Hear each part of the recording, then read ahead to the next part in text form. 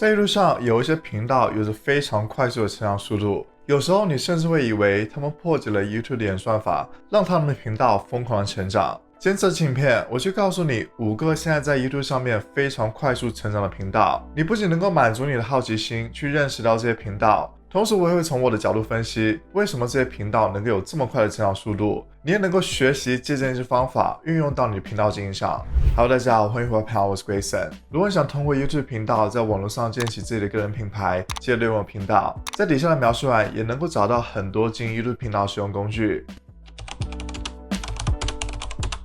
首先，第一个频道叫 Malameric， 这个频道现在有221万个订阅者。这个频道的大部分内容都是讲关于他在 Subway 工作的时候发生的一些事情，像他平时的工作日常，如何与客户交流，还有一些发生的有趣经历等等。这里要说一下，这家 Subway 是他家自己开的，所以他有这个独特的优势，能够让他拍摄每一天的工作日常。如果是其他 Subway， 可能就不允许你拍摄平时工作日常，这就让他的影片添加了很多的特殊性。现在我就来到他的频道，我们可以看一下他现在总共发布了757部影片，他一个月就能够发布81部影片，他每一天的观看量都有在500-600万左右。最近他的观看量有上升，像是昨天他有接近900万的观看量。我们可以看一下他最早发布的影片，我们选择排序方式，在这里选择最早发布。我们可以看到他是7个月之前开通这个频道的，发布了他第一部影片，这个第一部影片就获得130万次的观看次数。我们可以看一下他每天的发布，他每天都能够发布很多的影片，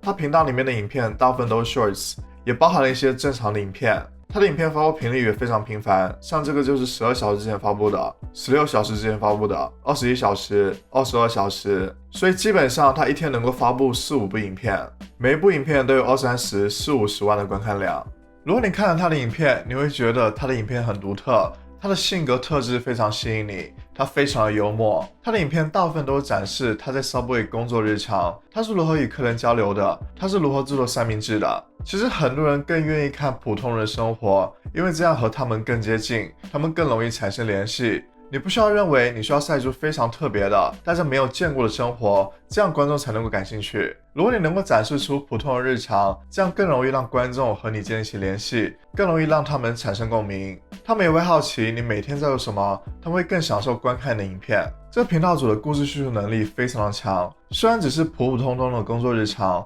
但是他会有条理的告诉你他的起因是什么，他为什么需要这么做，然后经过是什么，到底发生了什么，然后也会告诉你结果，做这件事的目的是什么。这样就会把一个普通的工作日常变成一个个有主题的小故事，这样会更引起观众注意，会增加他们的新鲜感。从他的频道里面，我们也能够得到一些启发，例如他非常好利用起他家的独特优势，这是他家开的 Subway， 所以他就能够拍摄每天的日常，能够让观众知道在 Subway 上班的人他们是怎么工作的，他们是如何和客人交流的，如何制作三明治的，这样就会引起非常多人好奇。我们每个人都是独特的，只是你自己还没发觉而已，所以你需要去想想，你需要去发掘在你的身上有什么独特的地方，你有什么经历能够分享给其他人。很多时候我们都会认为自己的兴趣、自己的经历并没有很多值得分享的地方，其实每个人都是独特的，你需要去挖掘自己身上的独特之处。当你分享这些经历、这些兴趣的时候，你总会找到那些感兴趣这些的人。第二个就是我们每一个人都需要提高我们的故事叙述能力，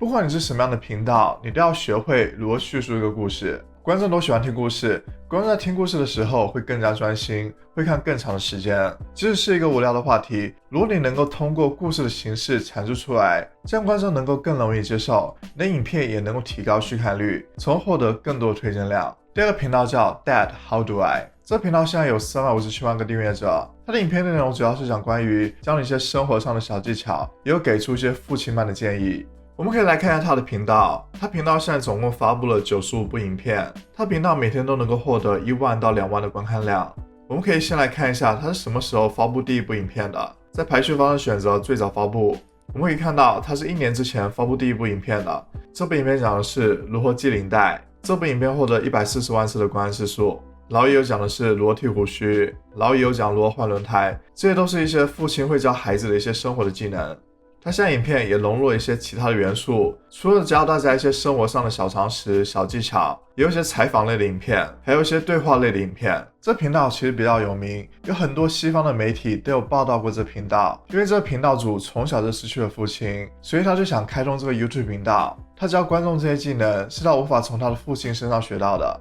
就是这个频道很独特的一点，有很强的人性元素，很多观众能够与这个频道主产生联系，因为有很多观众也从小失去了父亲。就像刚才提到的，他的频道里面还会有一些 Dad Chat 的系列影片，就像是和父亲交流一样，能够阐述一些话题。他频道里都是分享一些很实用的技能，像是如何通水管、如何除草、男生如何刮胡子等等，这些很多都是父亲会教的技能，同时也是很多人在网上搜索的问题，这让他的频道每天都能够获得稳定的搜索流量。从这个频道我们能够得到一些启发，我们可以适当的在影片里面加入一些人性的元素，更多展示自己的生活，展示自己的日常，这样能够拉近你与观众的距离，能够帮助他们了解更真实的你，这样也能够帮助你建立起凝聚力更强的社群。还有一个值得我们借鉴的地方就是，我们需要制作更多搜索类的影片。我们要知道 YouTube 和谷歌都是搜索引擎，所以如果你能够找到搜索量高的话题，并且制作出相关的影片，那么你就能够保证这部影片能够获得稳定的搜索流量，也能够保证你的频道每天都能够获得新的流量。第三个频道叫 Beluga， 这个频道现在有313万个订阅者，这个频道非常的有趣，它的影片内容形式非常独特，是围绕 Discord 社群的对话而制作的内容。现在我就来到 Beluga 的频道，我可以看到他仅仅发布了39部影片，在过去的30天里面，他发布了15部影片，他每天都能够获得300万、400万，最高能够获得1000万的观看量。我们可以看到，他最早发布的影片是在5个月之前，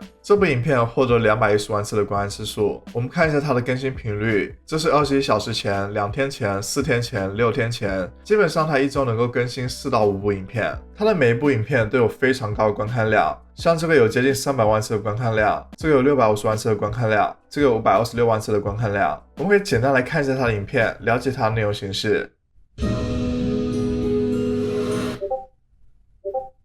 那么为什么这个频道能够在 YouTube 上面走红呢？难道真的是因为运气吗？其实这个频道主在 Beluga 这频道之前，还有一个接近100万订阅的频道。他在这部影片里就告诉了大家，他其实还有一个频道。我现在就来到他另外一个频道，这个频道现在有85.5万个订阅者。这个频道第一部影片是在2年之前发布的。我们可以看一下它最热门的影片，最热门的是这部影片。这里我们可以看到这部影片的标签，我们可以通过拖拉底来展示每个标签的搜索排名。我们点击这里。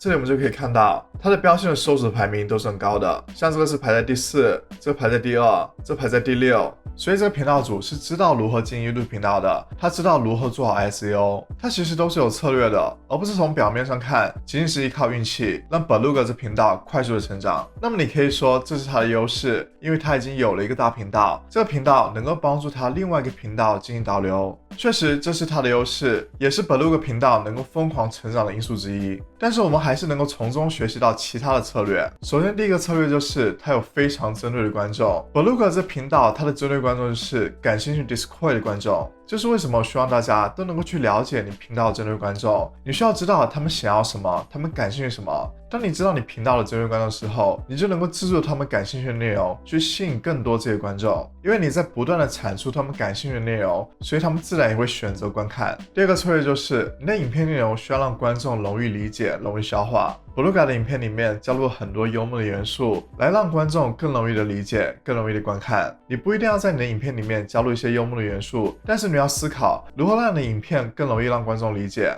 你如何阐述你的影片。如果一部影片观众越容易理解，越不需要花费时间、花费精力去思考你的内容，他们就会观看更长的时间。第4个频道叫 Inventor 101，这个频道有328万个订阅者，这是一个 DIY 的频道。这个频道在去年有非常疯狂的成长速度，很大的原因就是大家都待在家，有更多时间去尝试 DIY。我们可以来看一下他的频道，我现在就来到他的频道，他的频道总共发布了167部影片。他频道每天都能够获得100万到200万的观看量，最近一段时期有超过400万的观看量。他的第一部影片发布在2年前，然后呢，现在每周都能够有2部影片的更新。我们能够注意到他的频道里面有个非常明显的特点，就是他的缩图非常吸引人。他的缩图颜色非常的鲜亮，并且主体非常突出。他的缩图有包含我们平时能够见到的物体，也展示出了我们平时看不到的物体。例如这个缩图就是电池还有铅笔，电池和铅笔是我们平时经常看到的，但是电池和铅笔的结合体我们是很少看到的。而这个缩图里面就有我们平时常见的物体，有电池、有针头，还有螺丝，但是它们三者结合在一起，我们是很难见到的。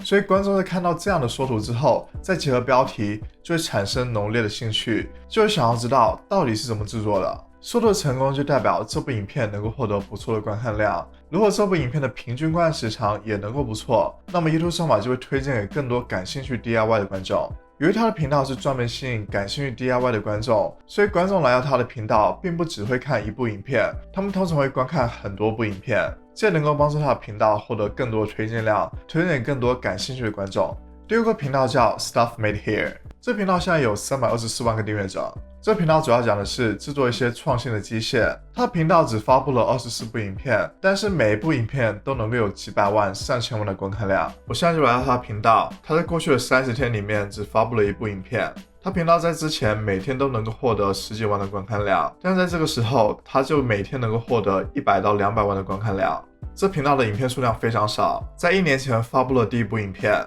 这部影片获得了99万次的观看量。但是我们可以看一下他近期的影片，这是1周前发布的，就获得了812万次的观看量，然后467万、682万，这更夸张，能够获得1577万次的观看量。我们可以看到它的更新频率是每1个月、2个月更新一部影片。这个频道之所以很吸引观众，是因为它的影片话题非常的新颖，例如有自动瞄准的弓箭，能够雕刻南瓜机器人，还有机器人理发师等等，每个话题都是我们平时见不到的，也是想不到的。这频道主不仅能够想到，也能够去实现它。这就是为什么它的更新频率会在1到2个月之间，因为它需要时间去制作这个机器，并且录制这个过程。就拿它制作机器人理发师的这部影片来说，他首先会发现个问题，然后产生一个灵感，然后想到一个创新的想法。他因为是不喜欢别人帮他理发，所以他就想制作一个机器人在家理发。他会一步一步解释这个过程，他会告诉你为什么需要这么做，他如何制作。每个环节都有解释，并且都是用的是简单易懂的语言，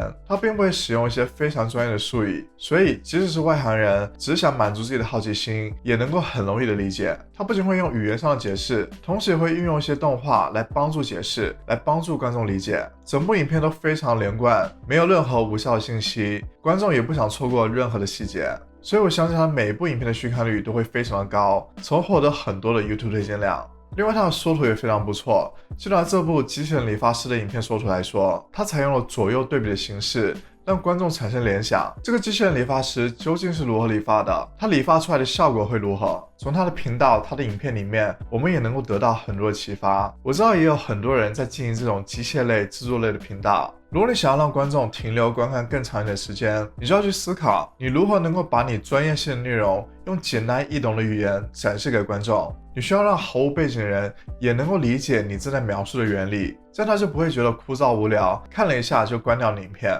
很多人在看到一个频道在短时间内有着非常快速的成长速度，获得很多订阅者和观看量，都会把这些成功归结于这个频道的运气真是很好。但其实当你仔细去看他们影片的时候，你会感受到他们影片有吸引你的地方。所以希望这期影片能够让大家知道，在YouTube上还有这些疯狂成长频道，也希望大家能够从中得到一些启发。当然我们都需要从基础的做起，建议大家去看一下我这些影片，能够告诉你作为新手如何进的 YouTube 频道。如果你觉得这期影片对你有帮助，欢迎点个赞。如果你还想了解更多关于 YouTube 内容，欢迎订阅频道。如果你想和我更多互动，可以关注我的 IG， 在底下的描述栏也能够找到很多进 YouTube 频道的使用工具。那么下次再见，拜拜。